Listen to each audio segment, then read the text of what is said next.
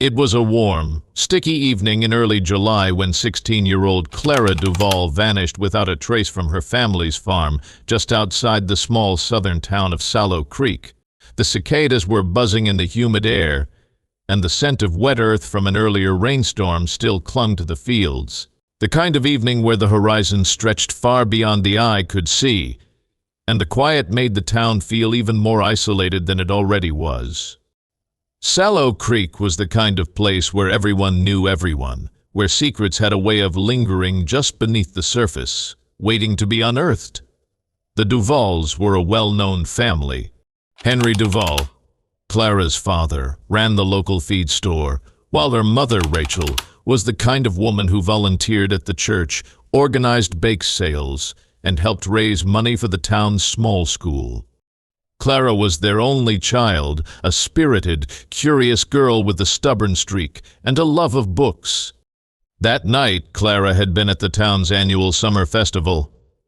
It was the biggest event of the year in Sallow Creek, a time when families came together to enjoy barbecue, games, and live music. Clara wasn't particularly thrilled about going. She would have preferred to stay home, but her parents insisted. "You need to spend time with people your age," her mother had said. Reluctantly, Clara agreed, meeting up with her best friend, Evie Jacobs, at the festival. The festival was crowded as usual, with laughter and chatter filling the square. Clara and Evie made their rounds, playing games, grabbing food, and catching up with friends. By 9:30, Clara was ready to leave. She said goodbye to Evie and began the short walk back to her family's farm, just a mile down the road. She had done this walk countless times before, and even in the fading light of dusk, it felt familiar. As she approached the barn at the edge of her family's property, something strange caught her eye.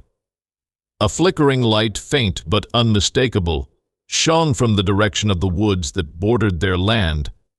Curious, Clara changed course, cutting across the field toward the woods. She had heard the stories about strange lights in those woods for years, but no one had ever been able to explain them. Some said it was just fireflies, others whispered of something more supernatural. Clara, ever the skeptic, wanted to see for herself. But as she reached the tree line, the light vanished. She paused, waiting, but nothing else happened. The woods stood silent, dark. And then, without warning, Clara disappeared. When Clara didn't come home that night, her parents assumed she had stayed with Evie. But when they called the next morning and learned she hadn't been there, panic set in. Henry and Rachel Duvall contacted the local sheriff, Roy Daley, who immediately organized a search. Within hours, the entire town was buzzing with the news. Clara Duvall was missing. Sheriff Daley had been in law enforcement for over 30 years. He was a quiet, methodical man, not prone to dramatics, but something about Clara's disappearance unsettled him. Sallow Creek was a small, peaceful town. Kids didn't just vanish. As the search expanded, volunteers combed through the fields, the barn, and the thick woods behind the Duvall farm. They found nothing, no sign of a struggle, no footprints, no discarded belongings. Clara was simply gone. Then, 2 days later, they found something. Clara's necklace, a simple silver chain with a small pendant, was discovered snagged on a low-hanging branch near the edge of the woods. It was the first real clue, but it only deepened the mystery. The necklace looked as if it had been ripped off, but there were no other signs of a struggle. For weeks, the search continued, but no other clues surfaced. Rumors spread like wildfire through Sallow Creek. Some said Clara had run away. Others speculated that she had been kidnapped by someone passing through. And then there were those who whispered about the lights in the woods. The old stories of something dark and ancient that lurked just beyond the town's borders. But Sheriff Daley wasn't interested in rumors. He focused on the facts. He interviewed everyone who had seen Clara that night, combed through her belongings, and followed every lead. Nothing added up.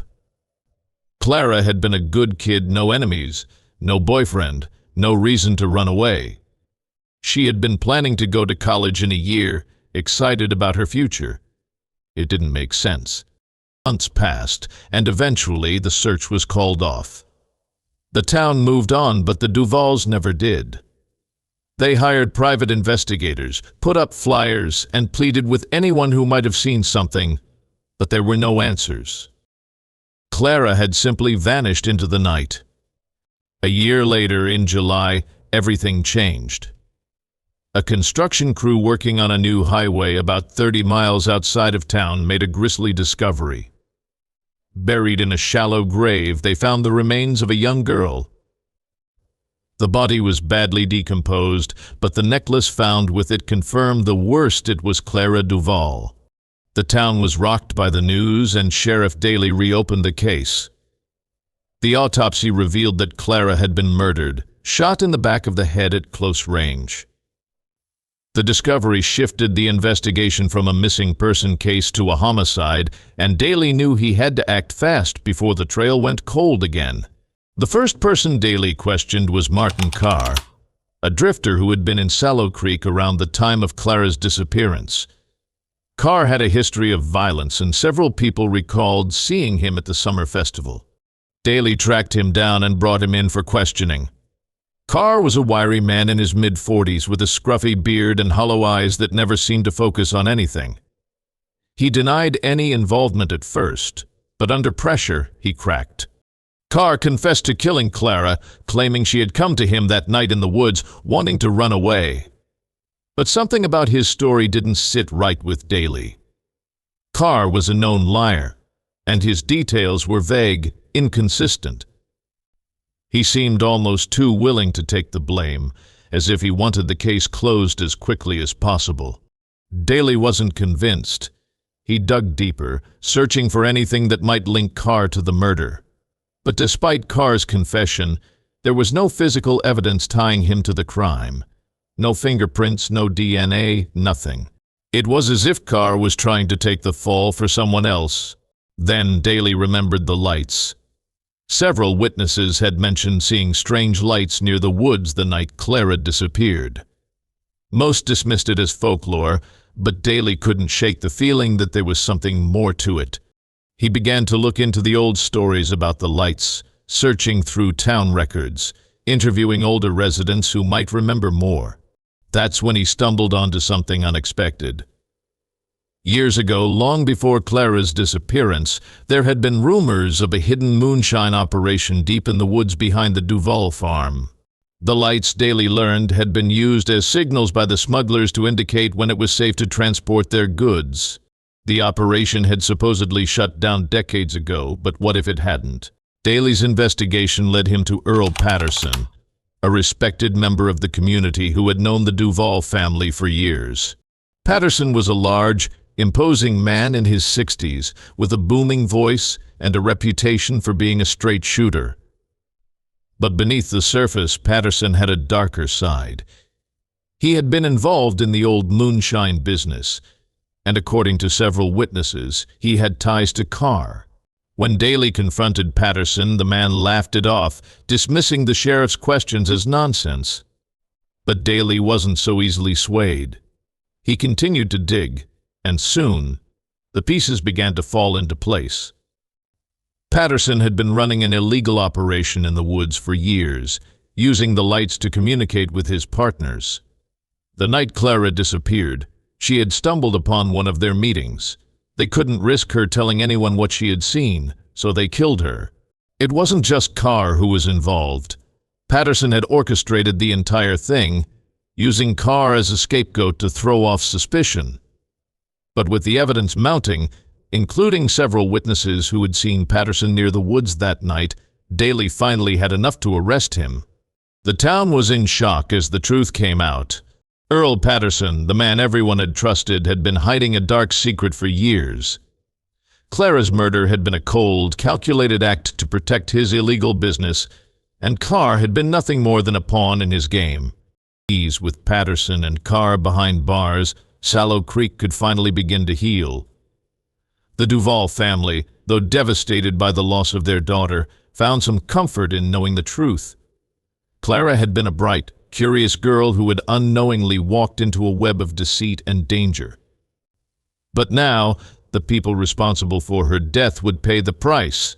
Sheriff Daley stood outside the Duvall farm one last time, watching the sunset over the fields. The woods, once a place of mystery and fear, now felt different. The strange lights had disappeared, and with them, the darkness that had hung over Sallow Creek for so long. Daley took a deep breath, feeling a sense of closure. The case was solved, the crime finally put to rest. But the memory of Clara Duvall would stay with him forever, a reminder of the dangers lurking just beyond the surface of even the quietest towns.